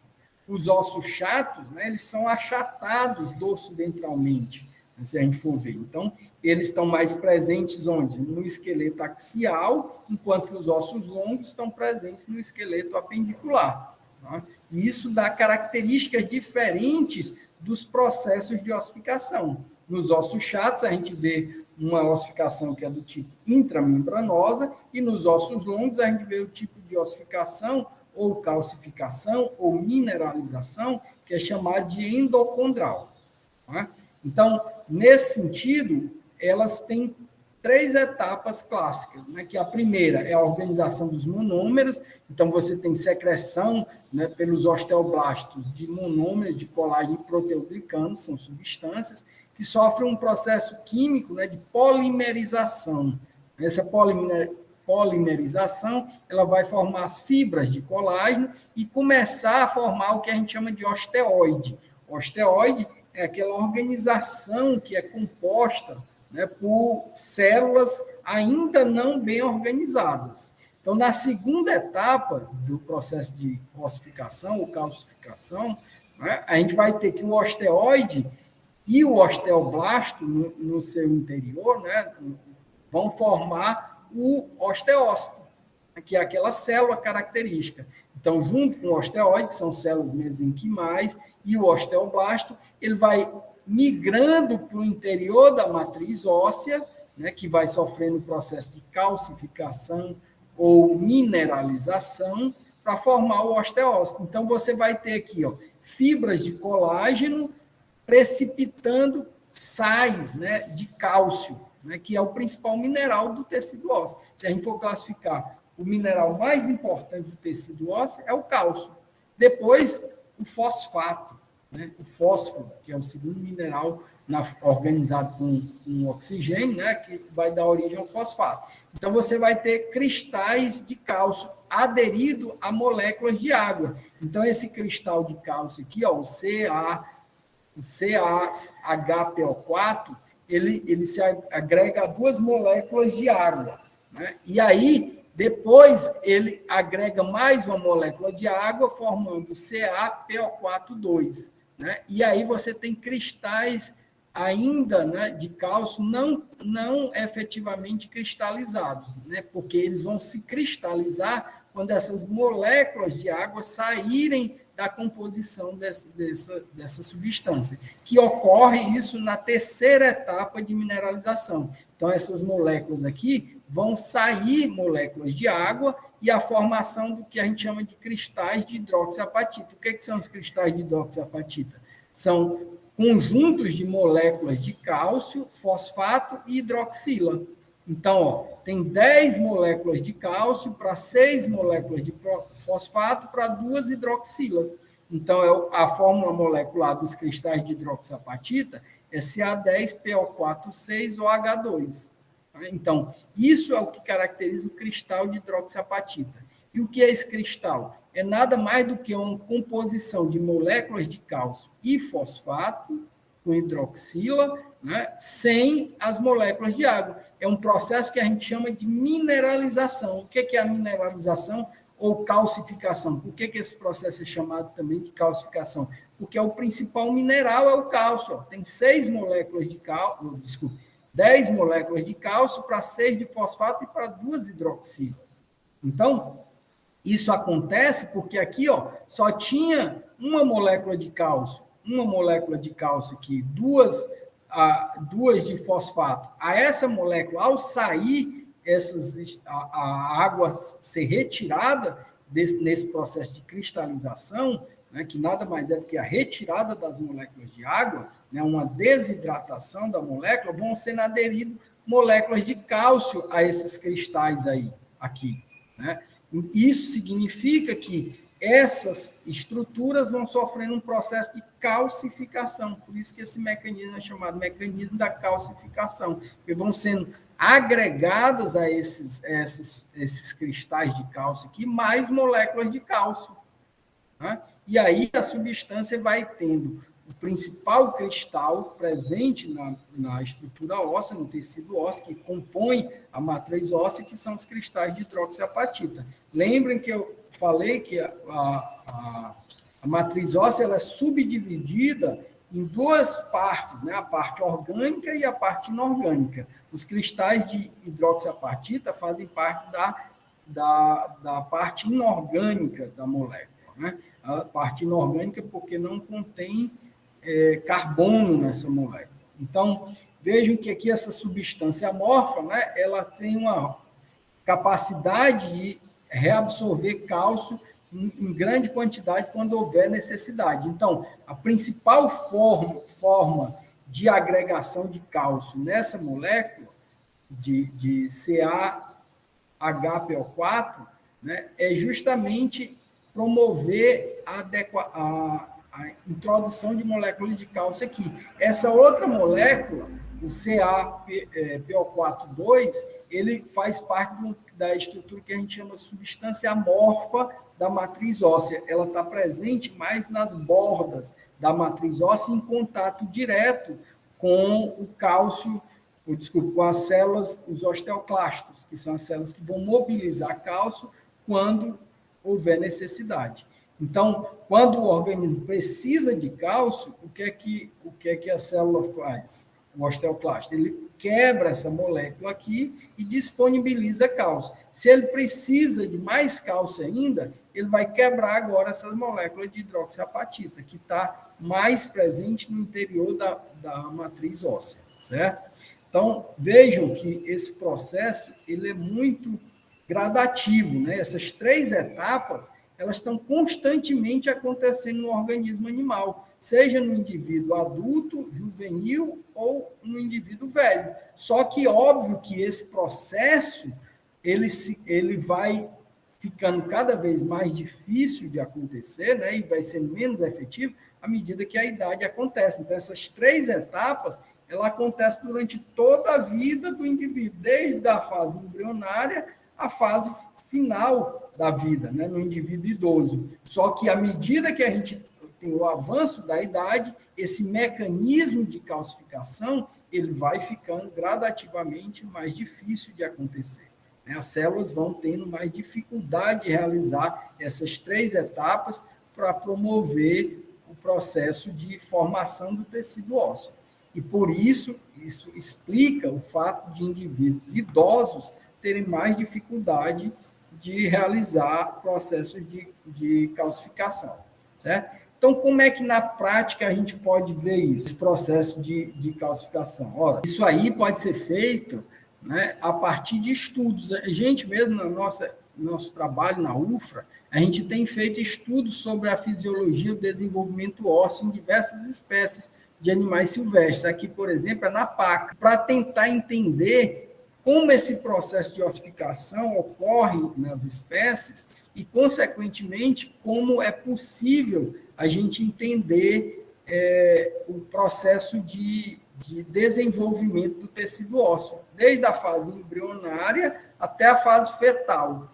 Então, a gente fez um estudo, por exemplo, na PACA, né, que foi o trabalho da Gessiane, que é essa nossa aluna que trabalhou com isso, né, que ministra essa aula para vocês, em geral, só que como ela está viajando hoje, eu resolvi ministrar para que a gente não atrasasse o nosso cronograma, né. Ela desenvolveu o trabalho de mestrado dela estudando a paca, que é essa espécie silvestre aqui.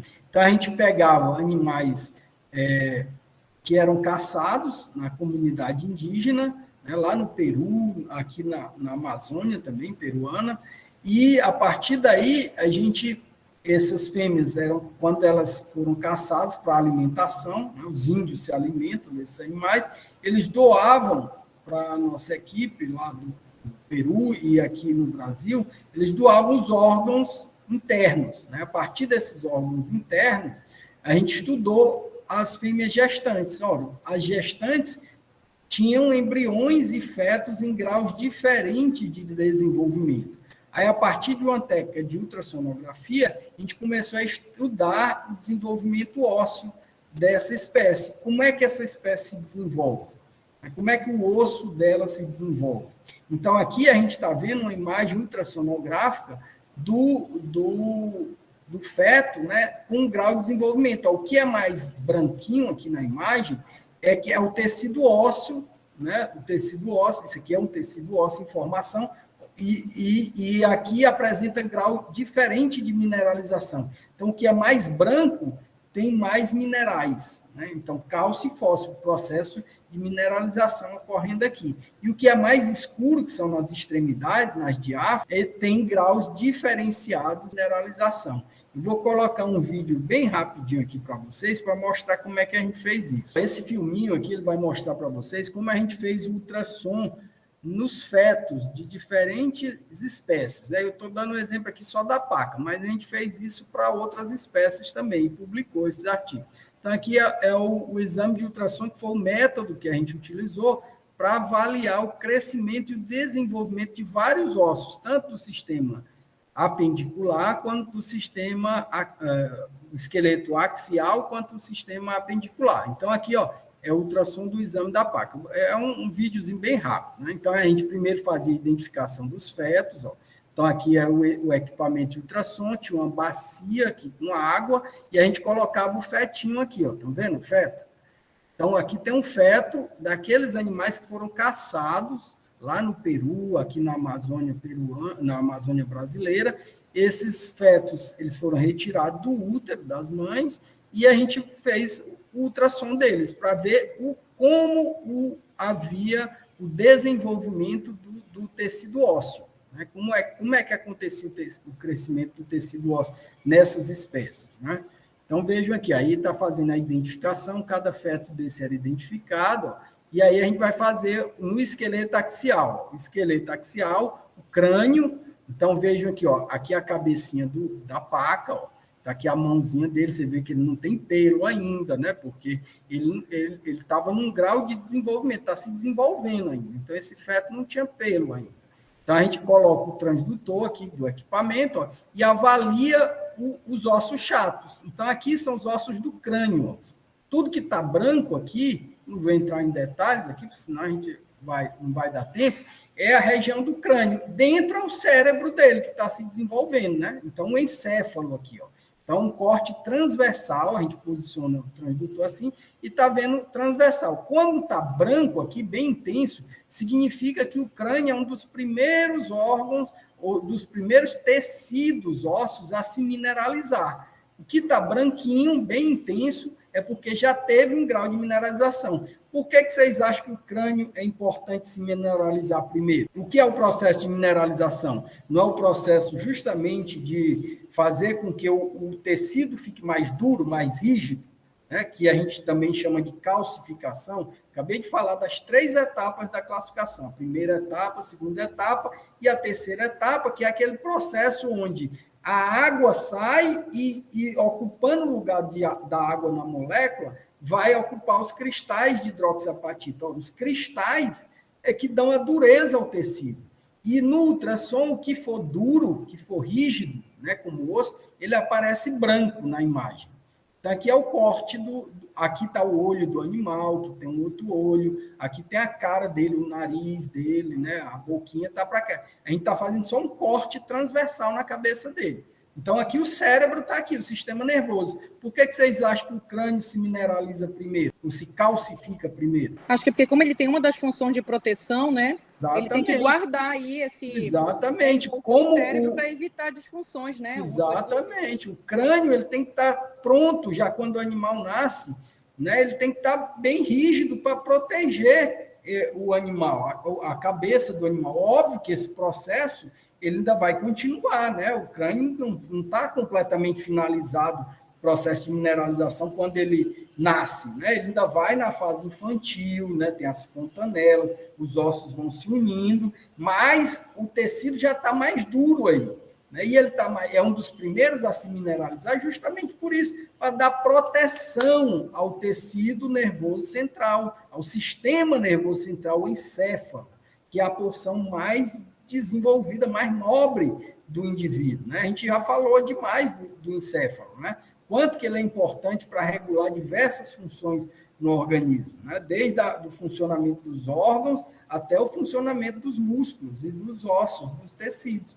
Então, esse sistema, essa mineralização no tecido ósseo, no crânio, ela deve acontecer mais precocemente, justamente porque é um tecido de alta dureza. É um tecido que precisa ser protegido. Então, esse tecido tem que ter alta dureza para dar resistência, né, de proteção ao tecido, como a nossa colega falou. Tá? Então, veja aí, ó, aí você tem graus diferentes. Então, a gente está fazendo ultrassom. Aí, aqui, a gente mede, né, o crânio do animal, mas isso aqui é mais para a gente saber qual é a idade da gestação. Não vou entrar em detalhes nisso, não, tá? Senão a gente não acaba. O importante é vocês entenderem aqui a aplicação prática do sistema nervoso. Agora a gente vai fazer a avaliação da coluna vertebral. Então, o esqueleto axial é formado pelo crânio, as vértebras da coluna vertebral, a porção cervical, torácica, lombar e sacral, e as costelas, né, que compõem o esqueleto axial. Então, aqui, ó, a gente está vendo agora o embriãozinho, o feto, na verdade, né, ele está posicionado aqui, a gente está passando o transdutor pela coluna vertebral. O crânio está aqui, ó, e aqui está a coluna, as vértebras da coluna vertebral. Estão vendo branquinho aqui? Intenso? Então, esses pontos brancos representam as vértebras da coluna já mineralizada, ainda durante a fase fetal. É o mesmo raciocínio. Ó. O crânio, ele também protege o sistema nervoso central, o encéfalo, né? Enquanto que as vértebras da coluna vertebral, ela protege a medula espinhal, que está aqui dentro. A medula espinhal está aqui dentro. Então, essas vértebras precisam estar branquinhas justamente para que ele possa medir o grau de mineralização desse tecido. Então, quando o ultrassom passa aqui, o eco retorna e aqui aparece bem branco, bem forte, branco bem forte. Diferente daqui dentro, né, que tem um branco pouco forte, né, e mais acinzentado aqui. Então, isso mostra que as vértebras da porção cervical, torácica, cervical, torácica, né, lombar, a porção lombar, a porção sacral, né, e as vértebras coxígeas. Está aqui as vértebras coxígeas, bem aqui, ó, o rabinho da paca. Né? A cauda é bem pequenininha, então aqui são as vértebras coxígeas. Todos esses pontos brancos significa dizer que está havendo mineralização desse tecido. Certo? Então, o esqueleto axial, ele se mineraliza e se calcifica primariamente ao tecido, ao esqueleto apendicular, porque ele protege órgãos nobres, né, como o sistema nervoso central, e no caso das costelas, né, que são as costelas, está em inglês, porque a gente publicou no artigo, né, as costelas também vão aparecer branquinhas, vocês vão ver aqui, as costelas estão nas vértebras conectadas, como eu falei para vocês, nas vértebras torácicas, né? Então, aqui a gente está fazendo a imagem, ó, quando vai colocar o fetinho aqui, ó, do lado, ó, a costela aqui, ó. Então, isso aqui é a costela dele, ó, do lado, ó, tá vendo? Aqui a cabecinha dele, ó, botando. Esse corte aqui representa essa imagem aqui, ó. Então, ó, o feto está aqui, a boca dele, a mãozinha, vocês estão vendo, né? E aqui a gente está fazendo um corte transversal. Então, estão vendo aqui a vértebra da coluna vertebral, ó, tá aqui, e aqui está a costela, ó. Estão vendo os pontozinhos brancos aqui, ó? Então, esses pontos brancos representam a mineralização da costela. É um outro osso que também se mineraliza rapidamente. Por quê? Porque ele precisa que esses órgãos internos, o pulmão e o coração, fiquem mais protegidos. Então, se o osso é mais rígido, mais duro, ele está mais protegido, né? contra choques mecânicos. Então, vejam que o esqueleto axial, a porção do crânio, da coluna vertebral e das costelas, são dos primeiros tecidos a se mineralizar nos indivíduos. Esse grau de mineralização varia com a espécie. Na espécie humana, por exemplo, a gente não vê um grau de mineralização tão intenso, e aí a gente pode medir esse grau de mineralização.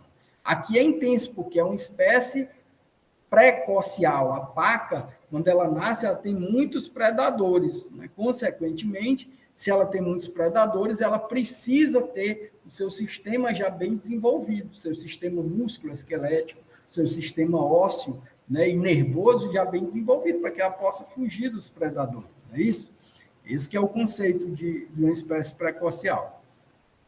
Tá? Aí aqui, vamos ver o esqueleto apendicular agora. O esqueleto apendicular ele é formado pelos membros torácicos e membros pélvicos. Então, a gente avaliou cada osso. Eu vou passar mais rápido aqui para que a gente entenda isso. Então, primeiro a clavícula. Essa clavícula direita e esquerda nesse roedor. Como é um roedor, a paca, ele tem clavículas bem desenvolvidas, porque ele realiza o movimento de cavar. E esse movimento de cavar, eles moram em tocas, a fêmea para em tocas, ele precisa ter esse movimento aqui. Então, ele precisa desenvolver a clavícula direita e a clavícula inteira, direita e esquerda, para que ele possa realizar esse movimento. Nem todos os animais têm clavícula bem desenvolvida, mas é o caso da paca. Então, aqui, a escápula, agora a gente vai ver a escápula bem aqui, Então, bem aqui está a espinha da escápula. Aí a gente mediu a espinha da escápula. Vejo que é um osso chato, A escápula é um osso chato. Então, ela tem que tipo de ossificação que eu falei para vocês? Intramembranosa, está bem aqui. Então, essa classificação é diferente, esse processo de ossificação é diferente. Na espinha, ele se mineraliza primeiro, e está aqui todo o osso da escápula. Mas a gente vê bem a espinha, porque é uma parte que se mineraliza primeiro. Então, aparece bem branca aqui. A gente pode medir a espinha da escápula. Húmero, Aí nos ossos do membro pélvico. Então, aqui o húmero, a mãozinha dele, o húmero está bem aqui. A escápula está mais em cima, aqui o húmero. Então, vejam que aqui é o húmero, é a porção, e aqui a gente vai ver facilmente a diáfise e as epífises. O húmero é um osso longo, vou parar aqui, Bem aqui, branco, é a diáfise do osso. O osso é isso aqui tudinho, Toda essa região aqui é o osso. Só que ele se divide em duas porções, A porção que a gente chamou de quê? Epífises. Então, as duas epífises aqui, e a diáfise. Lembram que eu falei para vocês que o processo começa, a ossificação primária, ela começa aqui na diáfise. Então, onde está branco aqui, significa que a ossificação inicia-se por essa região aqui, é a ossificação primária. Depois, lembram de todas aquelas etapas que eu mostrei para vocês? Depois os vasos sanguíneos vão aparecer, vai formar a medula do tecido ósseo. A gente vai ver isso aqui depois, muito depois, Depois do nascimento, a presença da medula. Aqui ainda não se vê a medula óssea, Mas a gente já vê a diáfise bem formada. Significa que aqui o processo de calcificação está intenso. Veja que é diferente das epífises, estão preto aqui, estão vendo? A região preta aqui e a região preta aqui. Então, isso quer dizer que ainda não ocorreu calcificação aqui. Ora, se não ocorreu calcificação, é porque esse tecido ósseo aqui, ele está numa etapa diferente daquela etapa que está essa aqui. Qual seria essa etapa aqui? A1, A2 ou A3? Pode repetir? Vejam que eu falei que o processo de calcificação, ossificação, ele se divide em 3 etapas. A primeira etapa, a segunda etapa e a terceira etapa. A primeira etapa é aquele processo onde você começa a se organizar. O tecido começa a se organizar. É um tecido ainda todo pretinho. Se a gente visse num feto mais jovem ainda, é porque esse feto já era mais velhinho. Mas o que a gente observou analisando todos esses indivíduos? No feto jovem, toda essa parte branca aqui era preta, como essa aqui. Aí, no feto mais velho, essa parte que era preta vai ficando branca. Por que vai ficando branca? Porque a gente tem um processo de calcificação. Então, ele passa da primeira etapa do processo para a segunda etapa do processo. Qual é a segunda etapa do processo? É justamente o processo de organização e início da deposição dos íons cálcio, e por isso é chamado calcificação. Tá? Essa parte aqui do osso está na primeira etapa do processo de calcificação. Por isso que está preto. Aqui na primeira etapa e aqui está na segunda etapa de calcificação. E qual vai ser a terceira etapa de calcificação? Quando esse tecido ósseo aqui, ele tiver já o início da medula óssea, né, e tiver a presença aqui da estrutura dos cristais de hidroxiapatita, que é o que caracteriza o osso. Esse tecido aqui, essa terceira etapa, ela vai ocorrer em alguns animais ainda durante a gestação, logo após o nascimento, ou muito tardiamente depois. Se isso aqui fosse um feto de um bebê, de um ser humano recém-nascido, o grau de calcificação que eu ia ver nesse mesmo osso aqui, no úmero, nós também temos um úmero, está aqui, né, o úmero. Então, se eu fizesse ultrassom de um feto do ser humano, eu ia ver que ele era muito mais claro que isso aqui, né? Ali, não era tão brilhante, branco aqui, eu ia ver um osso mais parecido com esse tecido aqui, entendeu? Mostrando que nessas espécies aqui, esse processo ele é mais precoce, ou seja, no indivíduo nessa idade gestacional, ele já tem um número já calcificado, um grau de calcificação, numa segunda etapa do processo de calcificação. As epífises ainda não estão sofrendo esse processo de calcificação. E é normal que elas não estejam, né? Porque esse indivíduo ainda vai crescer. E por onde ele cresce? Ele cresce pelas epífises, pelo desenvolvimento dessas epífises. Certo? Vamos dar segmento aqui para vocês entenderem. Então, está aí o número.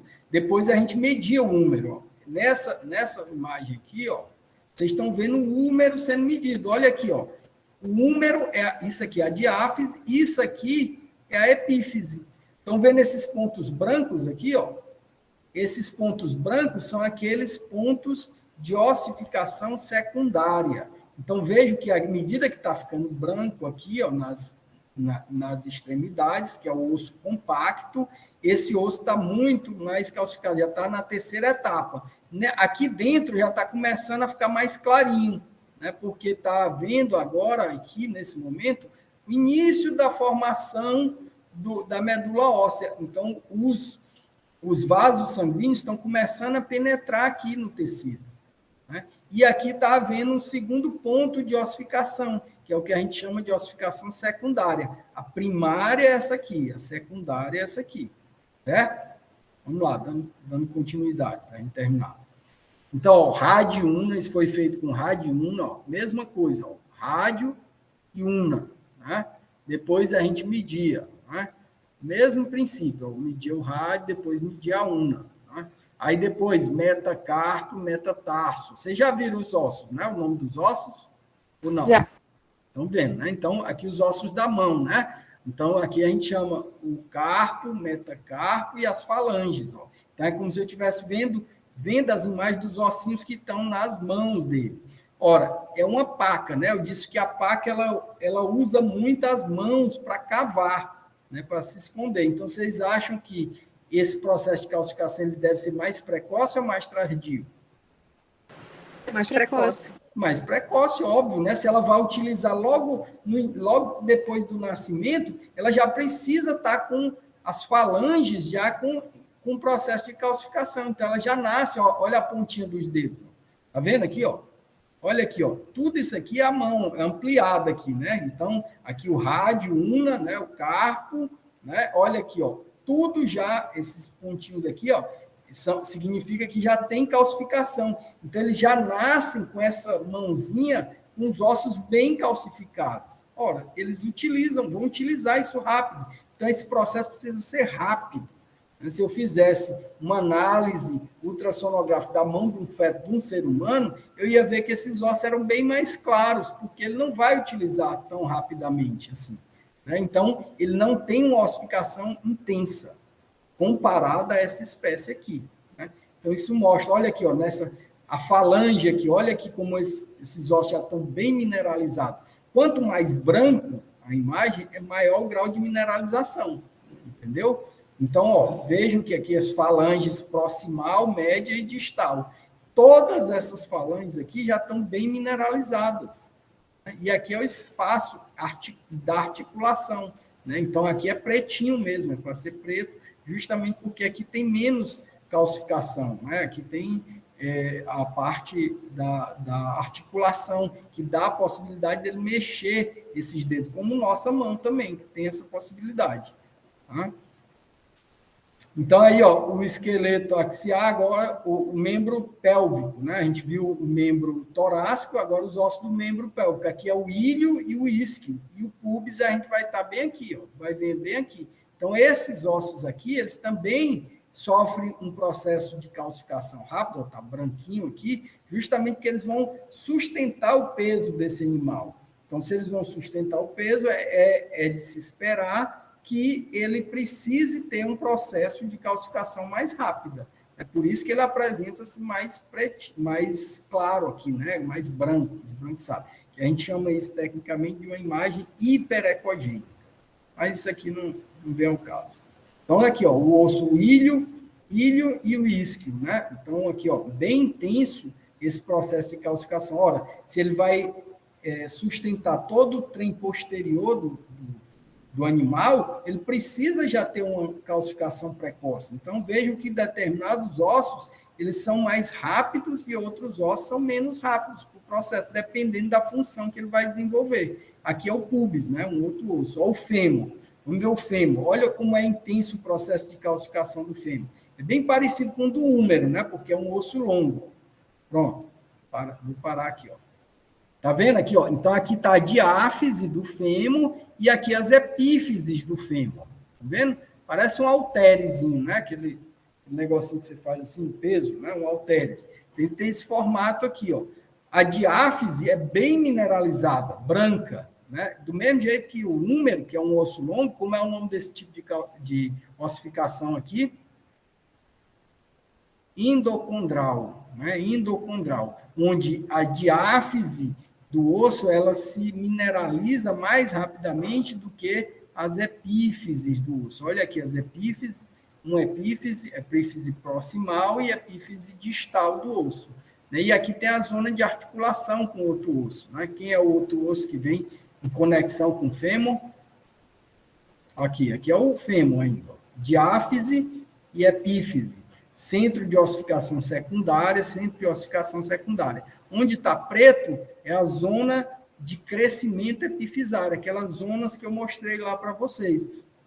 Naquelas zonas, ainda tem muita célula proliferando aqui, se multiplicando. Por isso que tem grau de dureza diferenciado. Então, aqui tem muita água. Então, onde tem água, aparece preto. Onde tem osso, né, tecido ósseo, matriz óssea, aparece mais esbranquiçado.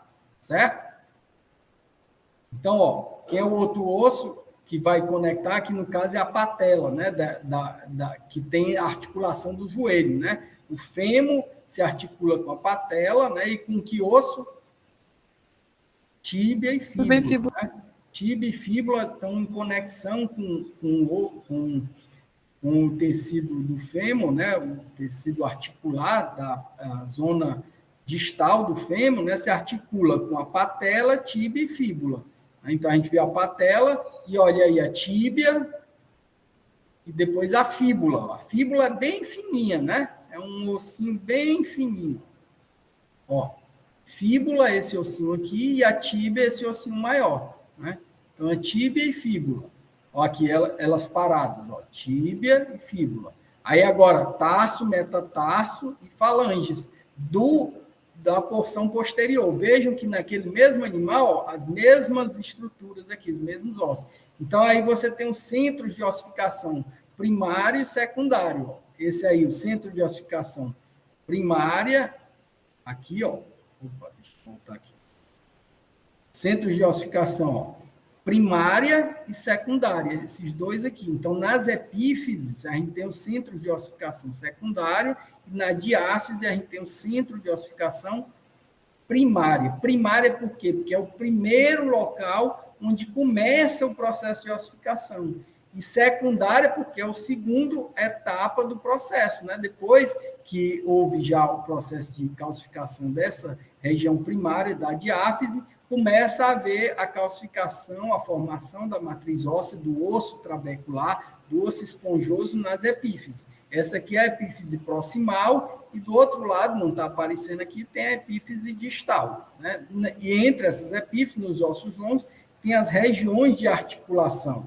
Então, o fêmur, na sua porção proximal, ele se articula com quem? Vocês já viram isso na anatomia, né? Então, precisam responder. Com quem é que se articula? Com o acetábulo, né? Com o acetábulo, que é uma estrutura que faz parte do osso coxal, né? Do ilho isquio pubis. Então, a fossa acetabular está presente a cabeça do fêmur, do osso do fêmur.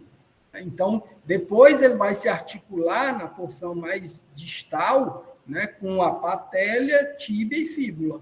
Né? E a tíbia e fíbula com o metatarso, metatarso e as falanges, finalmente. Então, vejam aqui, ó, que esse fetinho aqui, já no final da gestação, olha as características dele. Ele já tem pelo, né? Então ele aqui já está bem próximo do nascimento. Então, próximo do nascimento significa que ele tem centros de ossificação bem definidos. Esses centros de ossificação já são secundários e primários, né? E mostra que ele já está, então, já é um animal que tem capacidade de se manter em pé logo após o nascimento, porque ele já tem uma estrutura óssea que possibilita ele realizar essa função. Conseguiram entender essa aplicação prática? Sim. Sim? Então tá. A mesma coisa, aí aqui eu vou ser rápido, né? Eu já falei para vocês, ó, que a gente pode medir esse grau de ossificação, ó. Vejam duas imagens aqui, ó. Qual é das duas que está mais ossificada? A primeira. A primeira, né? Então, você tem centros mais brancos aqui, significa que tem uma maior mineralização. Então, a gente pode avaliar essas estruturas brancas aqui em pixels, né, de imagem, e ver quem tem uma maior mineralização, se é esse osso aqui ou esse osso aqui, certo? Isso varia de indivíduo para indivíduo, né? Então, um indivíduo na mesma idade gestacional que tem uma ossificação mais tardia, ele pode ter problemas ao nascimento. Então, se esse indivíduo tem a mesma idade gestacional desse aqui, e ele está menos ossificado, menos calcificado, ele pode não conseguir ficar em pé logo após o nascimento. E aí isso é prejudicial, ele vai ser um indivíduo que tem maior predisposição para ser predado, por exemplo, se ele não conseguir ficar em pé direito, porque ele tem uma ossificação mais tardia. Então, isso é que diferencia entre as espécies. Então, dentro da mesma espécie, dentro da mesma gestação, você pode ter fetos com graus diferentes de desenvolvimento ósseo. Isso pode refletir no momento do nascimento, a funcionalidade dele, certo?